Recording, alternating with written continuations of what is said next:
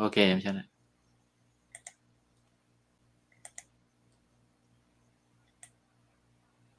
โอเค Good morning, everybody.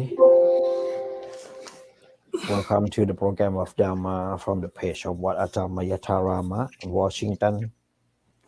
United States of America, and welcome everybody in Vancouver, Canada, from the page of Wat Phutta Panya Nantarama in Vancouver. Welcome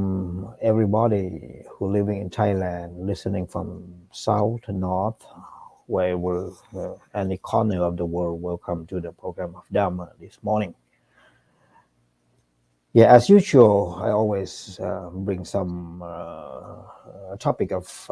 interesting Dhamma. Today I have brought one of the topic that used to be widely discussed in most of the country, especially if we focus in too many Buddhist country, always seem to be a moral conflict. One of the topic is called euthanasia, or what we usually use in the term of mercy killing. Yeah. Well, actually, if we looking into the word mercy killing, these words are comprised of two different words, which is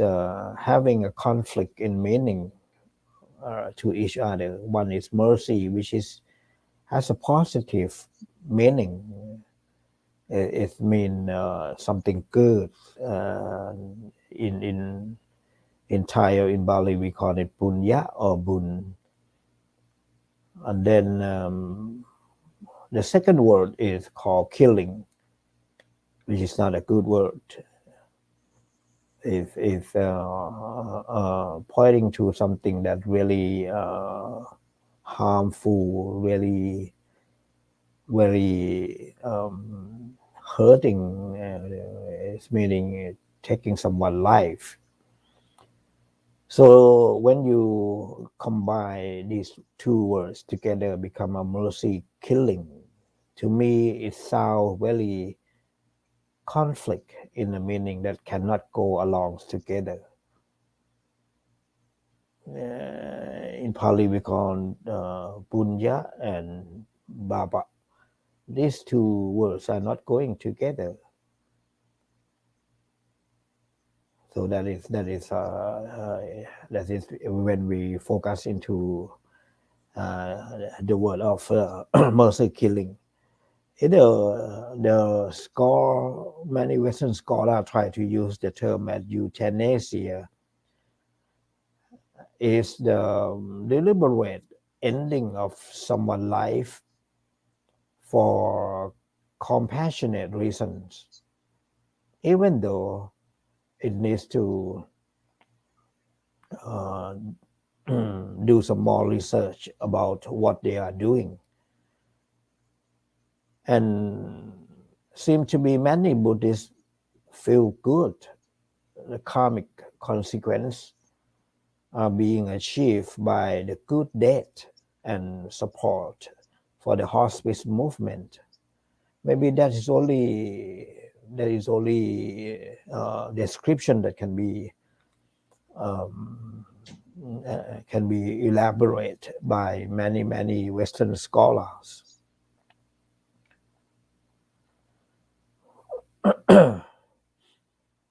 So let's take a look what is the types of the euthanasia or the mercy killing.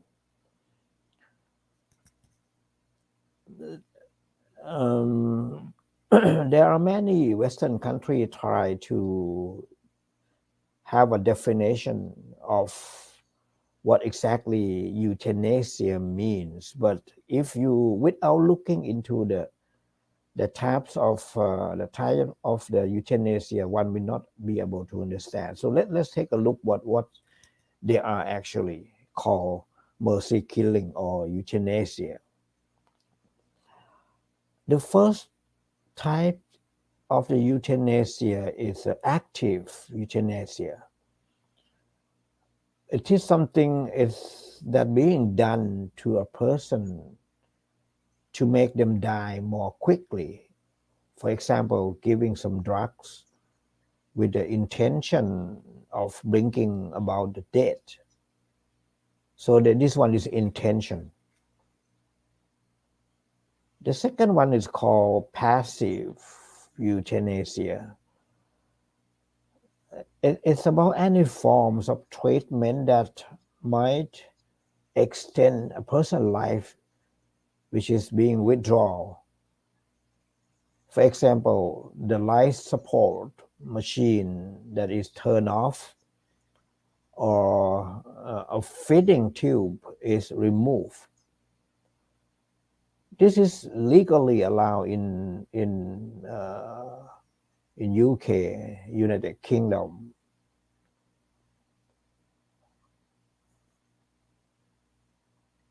And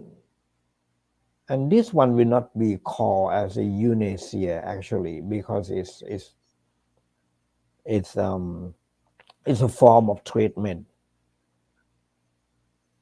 The third one is called voluntary euthanasia. Means a person asks for their own life to be ended. The next one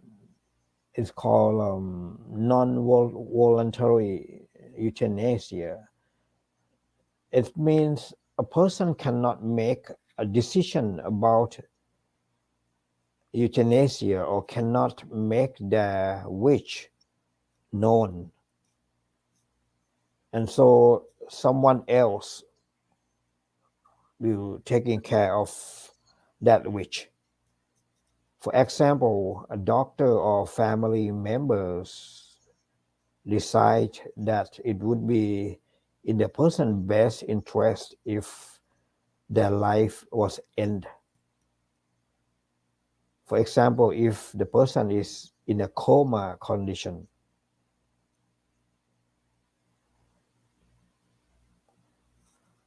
The next one is seems to be called involuntary euthanasia. Means a person wants to be alive, but someone else, for example, a doctor or the family member, decide that it would be in the person's best interest if their life was ended. For example, if a person has had an accident that will lead to the imminent and painful death. So a decision might be made to end their life even if the person wanted to be alive. So this one is called involuntary euthanasia. The last type of euthanasia seems to be the assisted suicide. It's deliberately assisting or encouraging another person to end their own life. That's what it means by assisted suicide. There are another few types of euthanasia that being known. It seems to be two main alternatives to euthanasia. The first one is hospice. This is where the specialist medical staff look after the terminally ill. The palliative drug being used to help to ensure that the person does not suffer any more pain than is absolutely necessary. Sometimes staff are able to talk with the patient about the death and dying and any fear they may have. So they are also available to support the families as the dying person, the family of the dying person. The second alternative to the euthanasia, for example, like refusing a treatment, the patient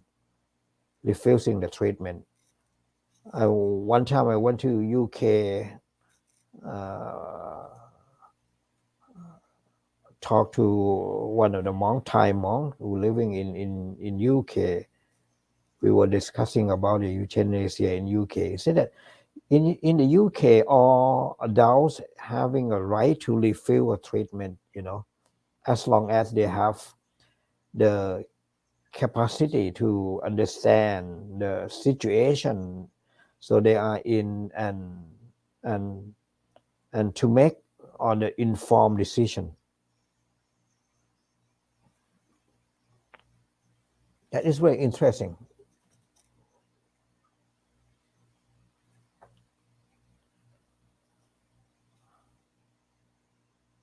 There are many arguments among the Western scholar, and now it's really also arguments in many Asian countries. For example, Japan, in Vietnam, and also we begin to talk about euthanasia in Thailand as well.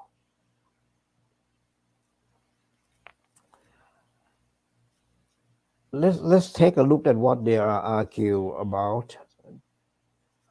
Most of them, there's an argument for it and also against the euthanasia. People with a different belief may agree with many of these agreements. For example, atheists, many recognize that there are a danger in allowing the euthanasia, but they might argue that an individual right to direct their own life outweigh other good argument. So in this group of person, they're thinking that it's a human right. One is the human should have their own right to make a decision whether they want to live or they want to die. But many religions believers are likely to have a great sympathy with their argument that a person should not have to live in agony, but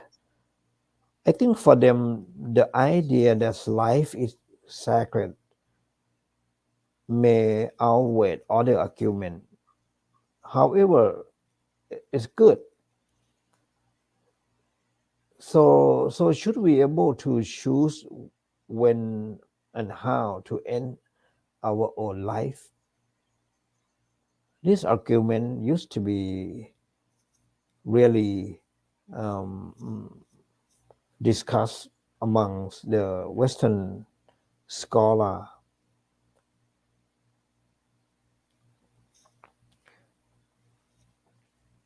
If we take a look into the argument for the euthanasia, some arguments are being made in favor of euthanasia, which is including like a human being should have the right to able to decide whether how they're going to die. I mean, it's what they call a self-determination. Or euthanasia enable a person to die with the dignity and in control of their own situation.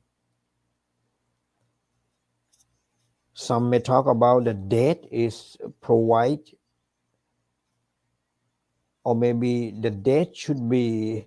a private matter and the state should not interfere with the individual's right to die.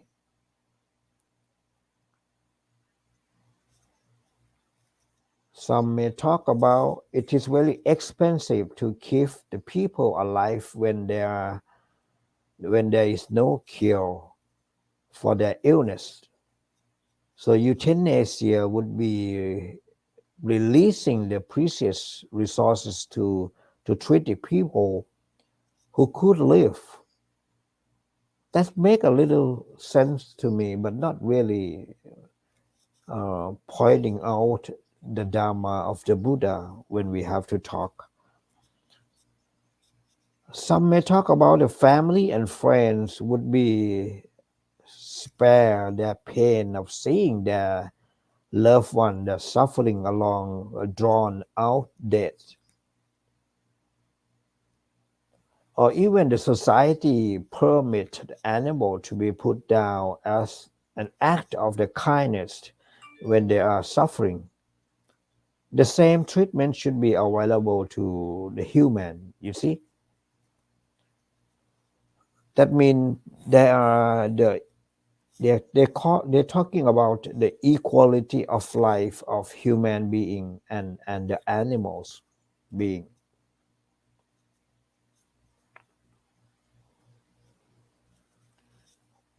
If we take a look into the arguments that make against the euthanasia, some of the non-religious arguments that being against to the euthanasia, for example, the euthanasia would weaken the society respect for the value and the importance of the human life. Is available which reduce or remove the need for the person to be in pain. And the euthanasia may lead to the worst care for the terminally ill person. It would put too much power in the hand of the doctor and damage the trust between the patient and doctor. It seems to be emotional issue that might occur between doctor and patient. Some people may feel pressure to request the euthanasia by family, friend, or doctor when it's not what they really want. Or sometimes it would undermine the commitment of the doctor and the nurse to save life.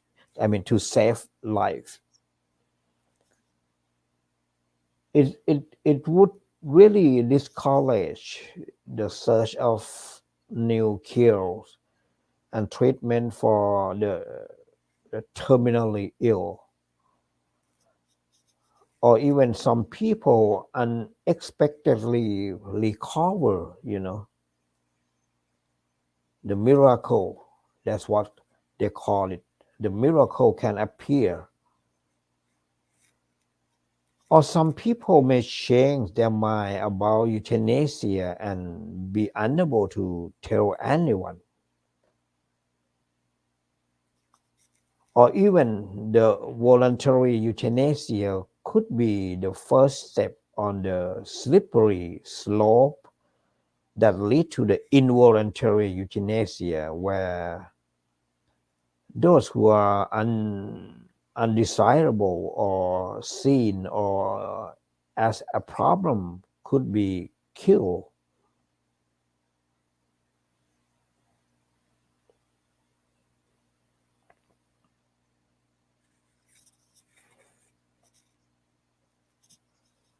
So let's look into the Buddhist perspective. See what does the Buddhism teach about the euthanasia. One, we have to talk about the the 5 precepts in the Buddhism, that the Buddhists look into the 5 precepts for a guidelines or as a guidance on the ethical issue. For the question like euthanasia, they would turn into the first precept, that is panatipata.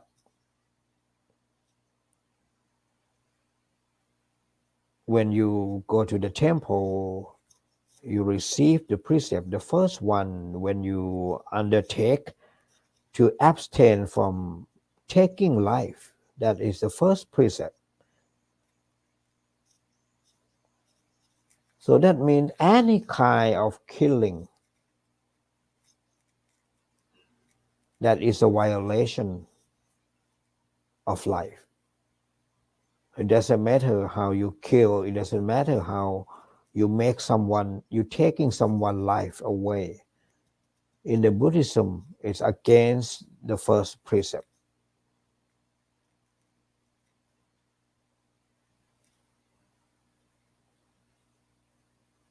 The karma, most of the Buddhists believe that the death is the end of the journey of one life.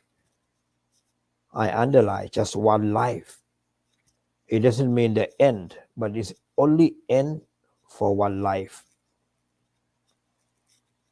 And it's always followed by rebirth.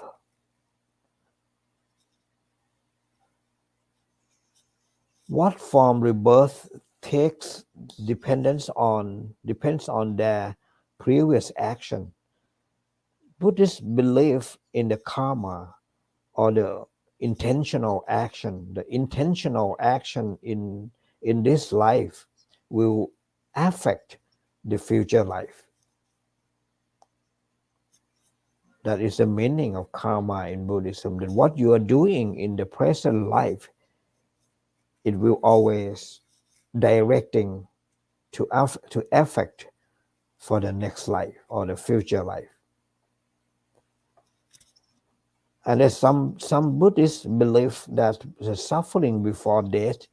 may be a result of the previous bad action, may be committed in the previous life. In this sense, it's really necessary for a person to experience their work through the bad experience,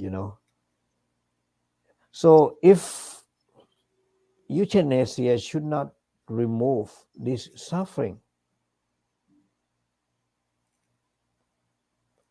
so you must deserve what you have done. That is a karma. If you're trying to have a euthanasia in order to avoid your consequence of your action, that is against the nature of Dhamma.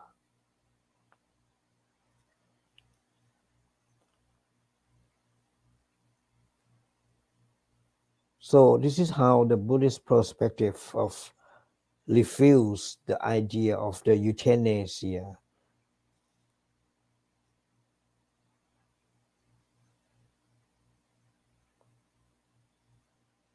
Even though some Buddhists may believe that the euthanasia is a form of the bad action for a person taking away life, as well as to those agreeing to have their life taken.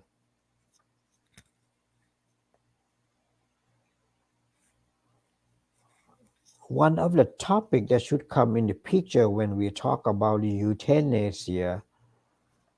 is the Noble Eightfold Path, which is one of the teaching in the Noble Eightfold Path. It's the right view, Samma Titti.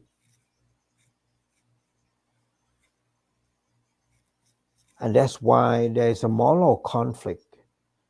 Actually, there is no moral conflict in the Buddhism. but because of the human thought, the human thinking,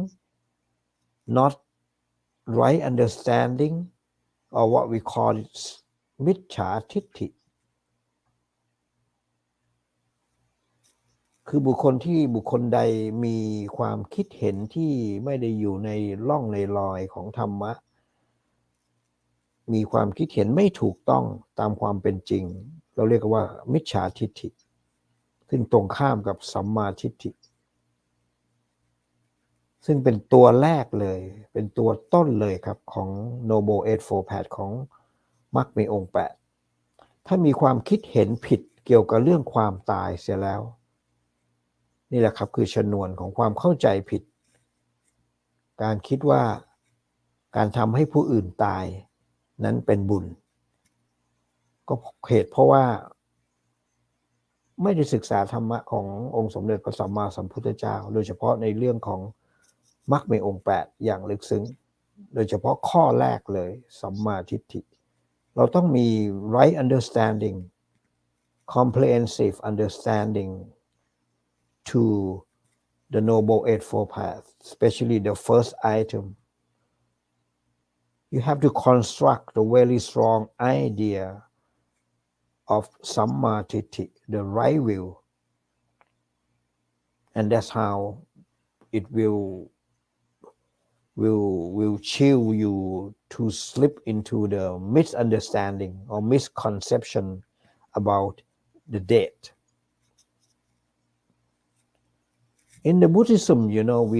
we talk always about, or even the Buddha himself really focused the compassionate will and belief that there must be some intention behind an action.So the action itself cannot be wrong if the intention is good. That should be brought into the scenario of the moral conflict, right? Because we believe that the intention is the karma. The karma is the intention. เจตนาเป็นกรรม กรรมเป็นเจตนาThis is what brought into the scenario of the moral conflict in many Buddhist scholars, especially the Western scholar. And that's come about the argument whether against or argument on the topic of the euthanasia or the mercy killing.I remember I went to listen to the Dhamma talk from Dalai Lama in New York in 2009. He said that mercy killing was the permissible in certain exceptional circumstance under the Buddhist philosophy. You see, he said philosophy.That means the scholars apply the philosophical knowledge or the philosophical approach to explain in favor of the mercy killing.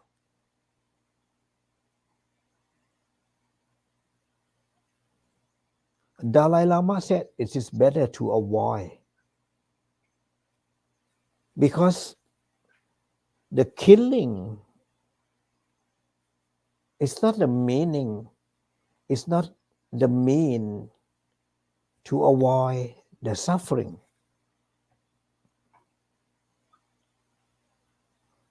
คือพูดง่ายๆว่าความตายไม่ใช่วิธีที่จะหนีออกจากความทุกข์ไม่ใช่ในพุทธศาสนาไม่ได้สอนให้ใช้ความตายเพื่อกำจัดความทุกข์เพราะฉะนั้นการฆ่าตัวตายหรือการลุญฆาตจึงไม่ใช่วิธีในทัศนะของพุทธศาสนาไม่ใช่วิธีที่จะทำให้ตัวเองพ้นจากความทุกข์ การฆ่าตัวตายจะเป็นการส่งเสริมเสียด้วยซ้ำไปทำให้เราต้องกลับมาเวียนว่ายตายเกิดอีกเพราะฉะนั้นการฆ่าตัวตายหรือการรุญฆาตไม่ใช่มันคือการหนีความทุกข์นะซึ่งพระพุทธเจ้าไม่ได้สอนให้คนเราหนีความทุกข์ให้กำจัดความทุกข์ให้ละความทุกข์ให้จัดการกับความทุกข์แล้วท่านก็ส่งชี้แนะแนวทางให้ชี้ทางว่าเราจะพ้นจากความทุกข์นี้ได้ยังไงเอาชนะความทุกข์นี้ได้ยังไงโดยยื่นเครื่องมือมอบเครื่องมือที่ประเสริฐให้เราคือมรรคมีองค์8แต่กลับไปตีความมรรคมีองค์8โดยเฉพาะตัวแรกคือสัมมาทิฏฐิกันผิดกลายเป็นว่าเป็นมิจฉาทิฏฐิไปมิจฉาทิฏฐิในสัมมาทิฏฐิเสียเองมองเห็นว่าการุญยฆาตเป็นการทำให้ผู้ป่วยนั้นพ้นจากความตายในคำพูดใช่ครับพ้นจากความทุกข์ในคำพูดใช่แต่ในความเป็นจริงมันไม่ใช่ครับ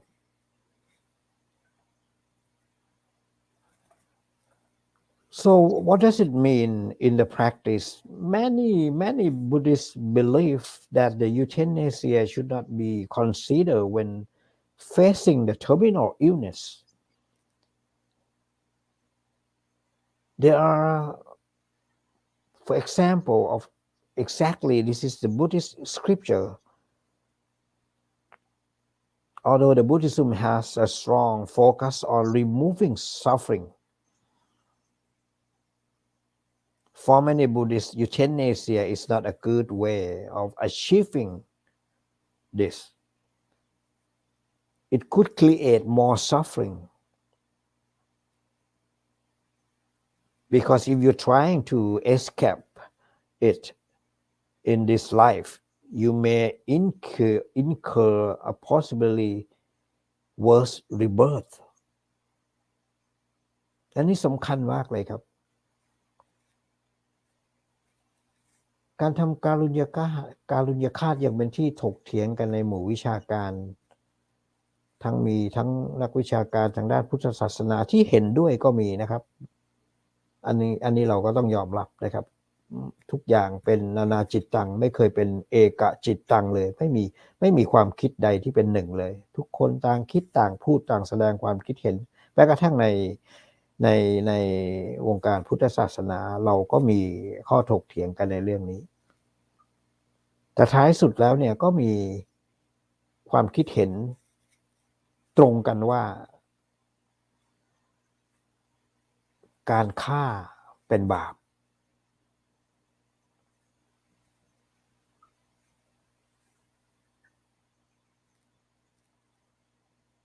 แต่ก็ยังมีนะครับคือตัว constructive idea of killing is unwholesome.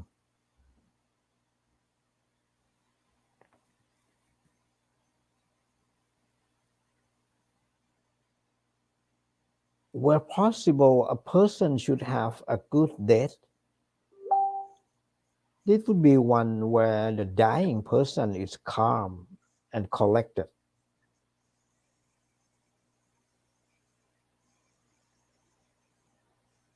ก็มีการถกเถียงกันในหมู่วิชาการพุทธศาสนาโดยเฉพาะทางนักวิชาการทางตะวันตกที่ศึกษาเรื่องแนวคิดมุมมองกับเรื่องการุญยฆาตแม้กระทั่งมีคนเสนอหรือมีคนเสนอไอเดียเกี่ยวกับเรื่องควรจะเป็นเรื่องของการตายดีการุญยฆาตเขาเรียกว่าตายดีซึ่งจริงๆไม่ใช่มันคือการ killing คือคำว่า killing เนี่ยแปลว่าฆ่าซึ่งเป็นบาปแต่คำว่า mercy เนี่ยเป็นบุญครับมี positive มีความหมายในเชิงบวก mercy นี่เป็นบุญแต่เอาสองคำนี้มารวมกันเป็น mercy killing ซึ่งมันขัดแย้งมันมีความหมายขัดแย้งการทำบาปจะกลายเป็นบุญได้ยังไงครับแล้วการทำบุญก็ไม่เคยจะเป็นบาปได้เลยเพราะฉะนั้น mercy กับ killing มันไปด้วยกันไม่ได้อยู่แล้วคำสองคำนี้ ผมก็ยังไม่เข้าใจเหมือนกันว่าทำไมเขาเอาคำว่า mercy killing มาเป็นการุญยฆาตโดยความหมายทางด้านภาษาศาสตร์นั้นโอเคเข้าใจได้แต่ในภาษาธรรมะในเหตุผล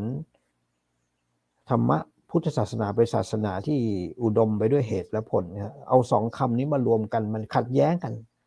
การฆ่าไม่เป็นบุญและการทำบุญก็จะเป็นบาปไม่ได้เพราะฉะนั้นสองคำนี้มันขัดแย้งกันในตัวเองซึ่งผมฟังดูแล้วก็รู้สึกทำแม่งนะครับแต่เขาใช้กันผมก็เลยต้องนำมาใช้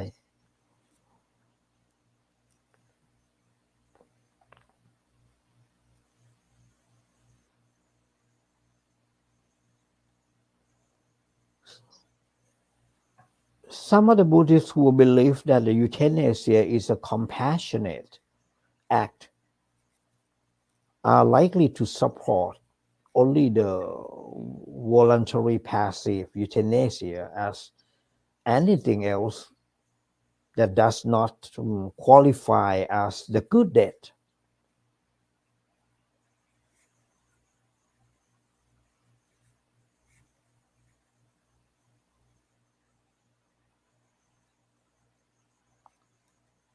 So the death actually is not good thing. ในพุทธศาสนาเราเรียกว่าความตายนี่คือมารนะครับคือมารชนิดหนึ่งมาราเพราะฉะนั้นมันไม่ใช่ good karmic มันไม่ใช่ good action ไม่ใช่ karmic good karmic action it cannot be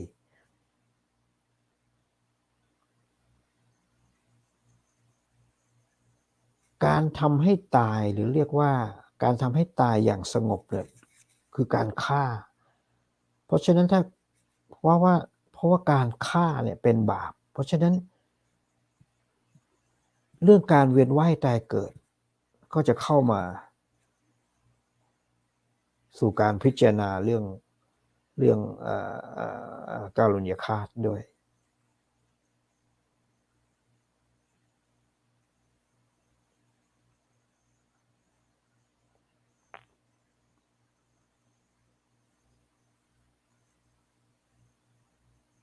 There are many case study regarding the euthanasia or mercy killing. The very well known story of the mercy killing. I think I used to heard of Tony Nicholson.He was a man with a condition called the Lockett syndrome, who really fought very hard for the right to legally end his life. And he died in I think 2012, I guess. I don't remember the month, but I think somewhere between 2011 or 2012. He was died at the age of probably 59, before 60. He was paralyzed from the neck down after suffering a stroke in probably 5 or 6 years before he was died.And describe his life as a living nightmare. I think within a week before his death, he lost his high court case to allow the doctor to end his life. From that point, he really refused the food.And he has said he was heartbroken by the High Court decision, you see, and that he could not end his life at the time of his choosing with the help of maybe a new doctor. So he had thought that his legal argument would succeed, but concede that he had forgotten about the emotional component to what he was asking for.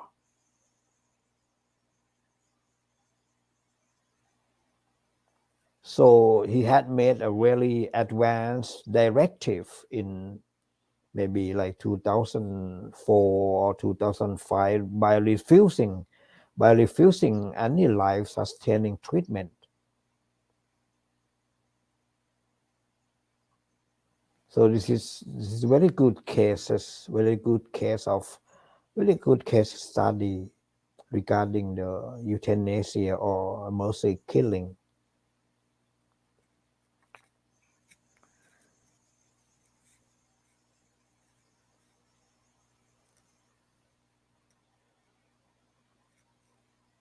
I think the discussion of this issue or this argument will not be over. One reason is that because of the Buddhism is very recognized widely to each corner of the world. And if we have a good Buddhist scholar who understand really deeply about the teaching of the Buddha, will solve this problem, will resolve this argument.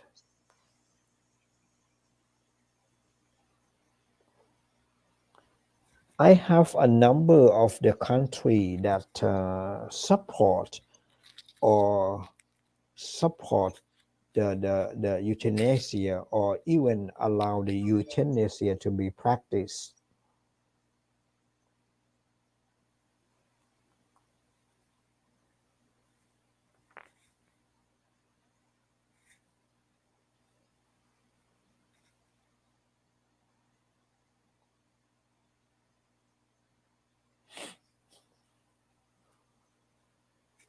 The first country that allowed the euthanasia to be practiced is the Netherlands. It is the first country in the world that allowed the euthanasia or mercy killing to be practiced legally. I think it was become a legal practice in 2000 maybe 2012 or 2008. I don't remember the year really well, but it's the Netherlands is the first country that allow the mercy killing to be practiced. But they firstly allowed the patient of 12-year-old up, or the patient that is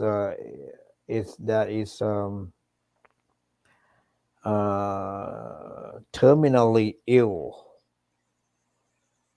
and decide to end their own life, and the patient must be the patient must have the mindfulness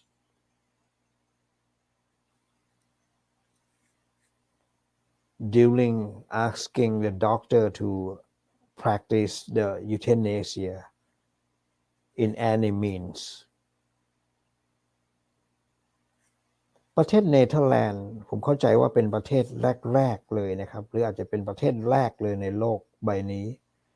ที่มีการอนุญาตให้ทำการุญยฆาตโดยที่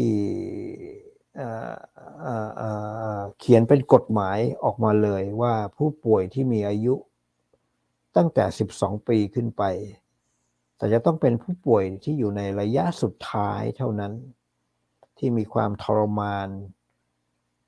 กับสภาวะของการเจ็บป่วยแล้ว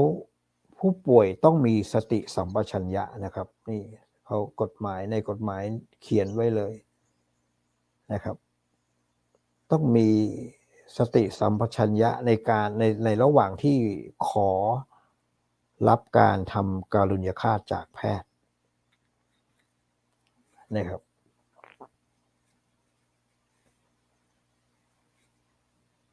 ซึ่งยังไงก็ไม่หนีไม่พ้นเรื่องบาปนะครับไม่ว่าจะให้หมอเป็นคนทำการุญยฆาตหรือเราเป็นคนทำการุญยฆาตเองโดยการร้องขอโดยที่หมอไม่ได้เจตนาแต่ไม่มีการกระทำใดครับไม่มีกรรมใดครับถ้าได้ชื่อว่ากรรมแล้วที่ไม่มีเจตนาเพราะฉะนั้นเจตนา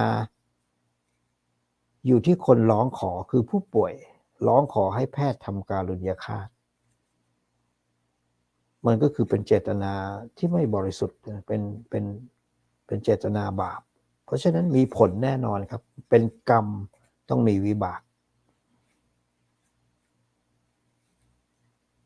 นะครับนี่คือเนเธอร์แลนด์ from Netherlands also Belgium นะครับ Belgium ประเทศเบลเยียมนะครับก็ได้ประกาศให้มีการใช้กฎหมายเรื่องการุญยฆาตนะครับผมจำปีไม่ได้น่าจะเป็นปีใกล้ๆเคียงกันนะเพราะว่าเป็น the country in Europe European country when they establish some new law regulation always being maybe convention yeah they will have a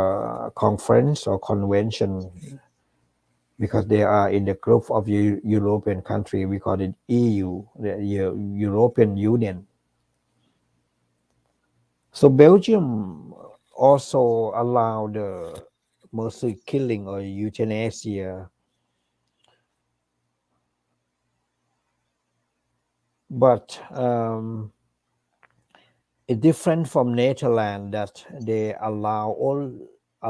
only one means that the patient must do the euthanasia by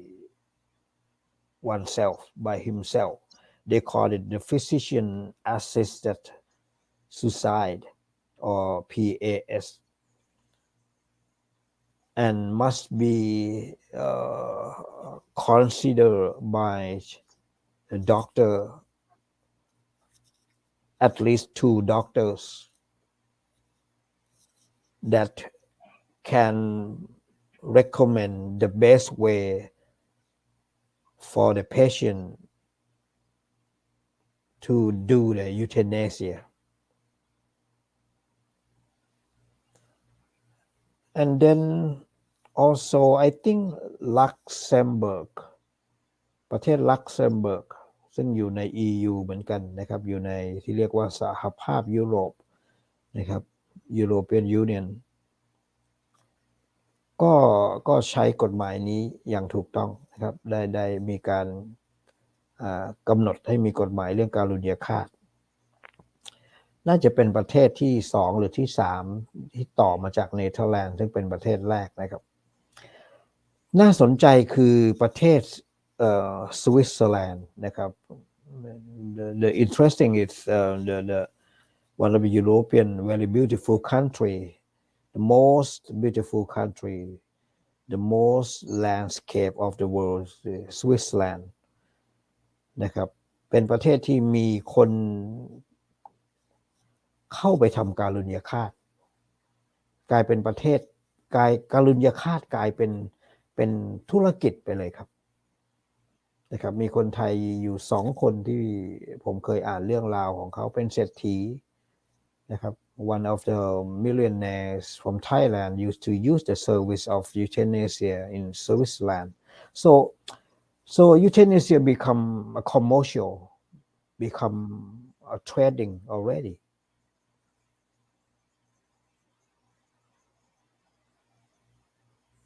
most of the people who want to apply the euthanasia in order to end their own life go to Switzerland เห็นไหมครับประ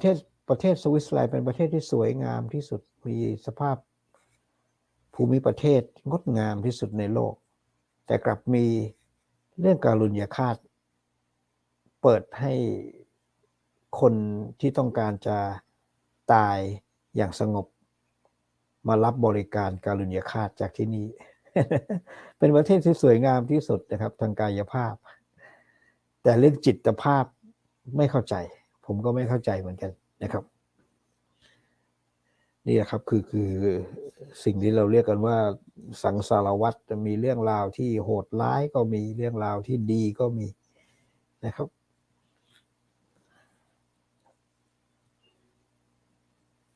มี many patients that wishing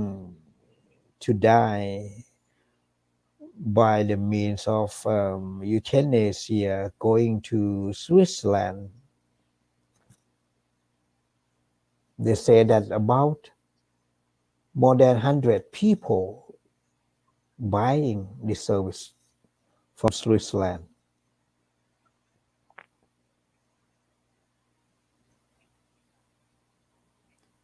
I think one of the most well-known patient that is a doctor. I think his name is Dr. David. I don't remember his family name. He's 104 years old. He is a scientist, the England Australian.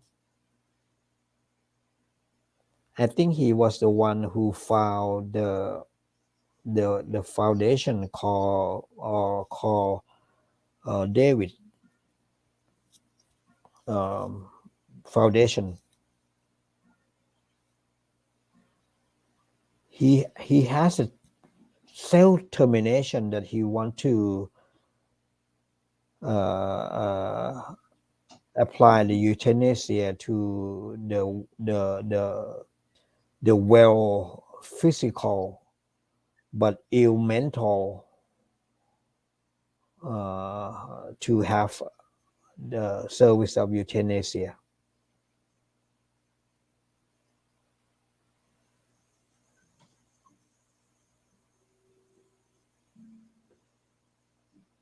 And he really having a strong, expressing a very strong support for the euthanasia. And he is a consultant of the euthanasia in many countries in Europe. And also the Australia, Australia also making the euthanasia right. They call it the law itself is called Right of the Terminally Ill Act, something like that. The country that close to us is Canada. Canada also, the Prime Minister Trudeau. I think he is the youngest leader of the world. เป็นนายกรัฐมนตรีที่อายุน้อยที่สุดในช่วงเวลานี้คือทรูโดนะครับรู้สึกว่าจะอายุยังไม่ถึง50นะครับ he encouraged this euthanasia to be legal. I think in 2020 somewhere around นะครับคือกฎหมายการุญยฆาตในการเป็นสิ่งที่ถูกต้องในแคนาดาไปแล้วตอนนี้นะครับมาดูในอเมริกานะครับ looking into United States of America ในอเมริกานี่น่าจะมีอยู่ประมาณ4 หรือ 5 รัฐนะครับหนึ่งในนั้นเนี่ยซึ่งเป็นรัฐใกล้บ้านเราเลยคือ ออริกอนรัฐออริกอนนี่เป็นรัฐแรกเลยนะครับอาจารย์ครับ Oregon is the first state of United States of America that euthanasia is illegal เป็นรัฐแรกของอเมริกานะครับที่อนุญาตให้ผู้ป่วยแจ้งความจำนงและสามารถใช้การุญยฆาตได้อย่างถูกต้องครับนอกจากนั้นยังมีอีก3หรือ4รัฐผมจำไม่ได้แต่ว่าจำได้แม่นยำคือออริกอนนะครับเป็นรัฐแรกๆน่าจะมีนิวเม็กซิโกด้วยมั้งครับจะจำไม่ผิดนะครับแน่นอนเลยครับแคลิฟอร์เนียด้วยครับเพราะว่าแคลิฟอร์เนียนี่เพิ่งประกาศเป็นรัฐล่าสุดที่ประกาศการุญยฆาตนี่เป็นถูกต้องตามกฎหมายนะครับเมื่อ 2-3 ปีนี้ที่ผ่านมานี่ผมยังได้อ่านหนังสือพิมพ์นะครับ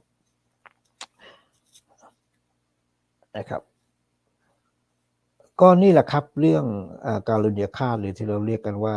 mercy killing นะครับก็ยังคงเป็นที่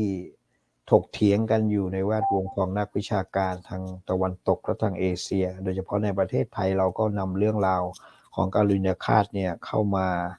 ศึกษาโดยได้เชิญนักวิชาการท่านนู้นท่านนี้แล้วก็โดยรวมทั้งนักวิชาการทางด้านศาสนาทางด้านกฎหมายเข้ามาระดมความคิดเพื่อให้ตกผลึกในเรื่องของการรุญยฆาตนะครับ